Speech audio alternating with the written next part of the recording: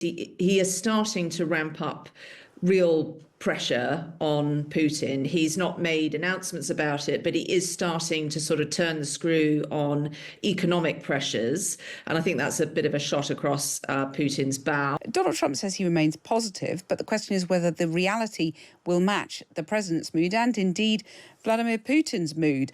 Penny Mordaunt, what do you make of it?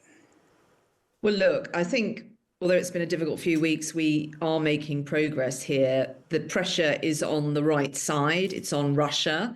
It's always been Putin's war to end. And so I'm very glad that we have reached this stage. Two further encouraging signs from the President of the United States. The first is he is starting to ramp up real pressure on Putin. He's not made announcements about it, but he is starting to sort of turn the screw on economic pressures. And I think that's a bit of a shot across Putin's bow. There's other things that he can do and he's threatened to do. Well, yeah, sorry, Penny, just to jump in there. I mean, he could go a lot further on oil, for example, and really hit Russia where it hurts. Absolutely. And I think some of the things that he has said about really hurting, destroying, and using that kind of language, the Russian economy, those are the sorts of things he could do. He's not there yet, but certainly I think it's only these types of things that are going to really get Putin to think seriously about what his options are. Well, and secondly, it's good to hear him mention the Ukrainian soldiers who are in Kursk at the moment, and that it matters to the President of the United States that they are not slaughtered. Well, George Fuchs, the last few weeks have looked terrible for Ukraine, and they've had to sacrifice a lot and make a lot of concessions. Does it now look slightly dicier for Putin in that if he agrees a ceasefire deal, it's not what he wants. He hasn't achieved his war objectives. And if he doesn't, as Penny's just been explaining, the US could hit him with really quite swingeing sanctions. I agree 100% with everything that Penny has just said. I wish it was dicey for Putin, but I fear that it may not be quite as difficult as we would hope. We must always remember that this is not an even fight. Putin started, it's an invasion, and Putin can stop it immediately. He can stop the war. If Ukraine stops, it's the end of Ukraine. If Putin stops, it's the end of the invasion. We've got also, it's very difficult to know exactly what President Trump's views are. We know what his views are, what his actions are going to be, because sometimes he says something and does something different. I would hope he would increase pressure on Russia. The Russian economy is not good. That is one thing. They are relatively weak. They have a strong, powerful army, but their economy is under pressure. And I think we discussed this last week. I think we should keep the pressure on and use some of the assets that have been frozen, not just the interest of it, but the assets themselves to help Ukraine. Well, absent those moves, Penny, do you think that Putin is actually in the driving seat and having things his way for the moment? Well, I think the pressure is on him now. I mean, there was a moment in the negotiations, the discussions that were going on between the US and Russia, where Russia turned around and said, well, we kind of agree this in principle. Of course, we would like to do a ceasefire, but we're not really sure what that would look like. And everyone is saying to Russia, this is what it looks like. You put down your arms. Russia has the capacity to end this today. Yes, absolutely. Right. Okay, bear in mind. Well, we're in a bit of a holding pattern because we haven't heard directly from Donald Trump yet. We've had some Truth Social posts, but in the next few hours we expect perhaps to hear from him. So let's talk about the big, one of the big domestic stories this week, and that is Labour's plans to cut the benefits bill. Looks like it's going to hit strong opposition when they're unveiled next week. There's rumours of a backbench rebellion, even a cabinet split over proposals to change the way disability support is given out. Earlier, left-wing Labour MP Clive Lewis told me the move was out of step with the party he knows. I believe that this is my party, and it's a party of workers. And whilst trade unions are involved with this party, whilst millions of working class people still vote for it, this has always been our party. Historically, it's our party. I'm not going to walk away from that without a fight. Well, and if there has to be a fight over welfare, if there has to be a fight over this particular policy that the government is trying to implement, these cuts, then there will be a fight. I don't want that. I've got a loyal record on voting so far, difficult decisions, but this is one that I'm not going to stomach. George, do you think we're going to see cabinet resignations, ministerial resignations on this? I don't think so, and I hope not. And I would actually like now to join the chorus of more and more people in the Labour Party asking Rachel Reeves to think again, to look again at the fiscal rules and not have them dictated by the Treasury and the OBR.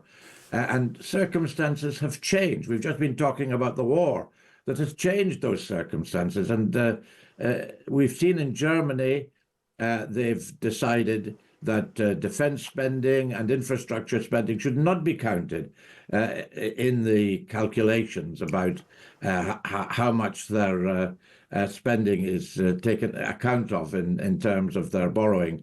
And just remind people, the fiscal rules are meeting day-to-day costs with revenues and ensuring that debt falls as a percentage of GDP by the 5th year of the forecast. Penny, do you think that the rules should be eased rather than hit some of the poorest and most vulnerable in society?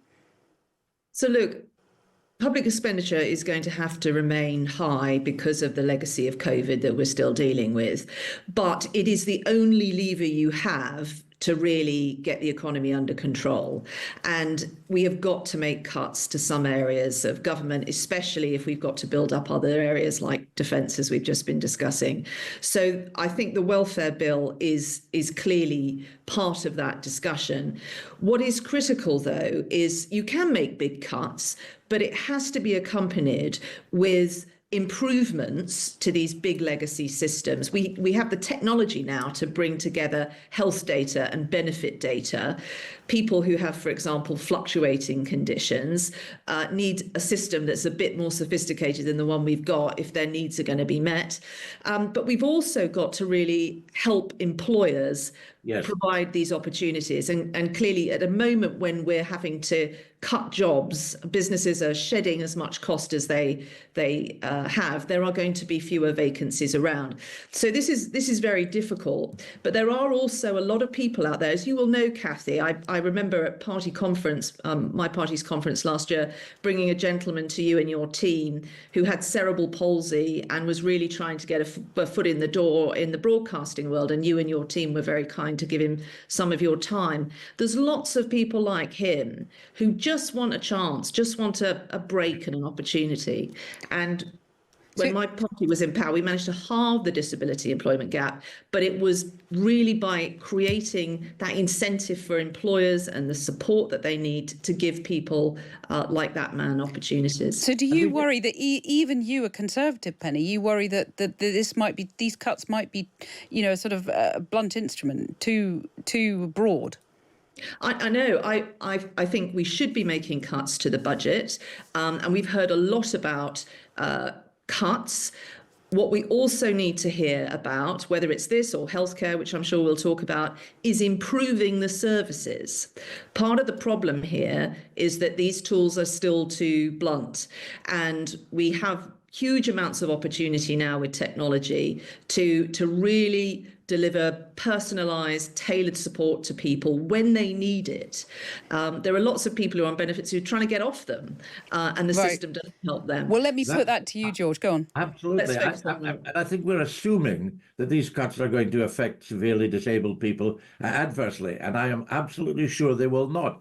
We don't have to reinvent the wheel. The Labour government under Tony Blair in 1997 had the New Deal. was encouraging people into employment. Yeah, but George, Sir Keir says he's going to do that. But the point is, the overall bill, health and disability-related benefits bill, is now £65 billion, projected to increase to £100 billion over the next 4 years. And just to put a figure to you that I put to Clive Lewis, you know, Fraser Nelson's column last week quoted this, and it really struck me. In Birkenhead, 51% of people in Birkenhead are on out-of-work benefits. You talk about easing the fiscal rules. You've got to address that bill as well, haven't you? Yes, we of course we do, and that's exactly what is being done. And I have great faith in our team that are dealing with this, and in the Department of Health and Social Security. They're looking at it very well. But I do hope they are looking now at what we did in 1997. We got people back into work. It's over, no disrespect, sorry, Penny, to the last 14 years, but that's where some of the problems have arisen. And we got a lot of people into work, young people, people who were disabled, long-term unemployed. We had lone parents. We had special opportunities for all the different categories. And I hope the government is looking at that again. Right. Just Penny? to come back on that, Kathy, we got 4 million people into work, 2 million were women, 1 million were disabled people. We halved the disability employment gap whilst finding 12 billion of savings in the welfare budget. But it does sound like there's quite a lot of agreement between the two of you that, yes, you need to tackle the overall bill, but not at the expense of disabled people. Absolutely right.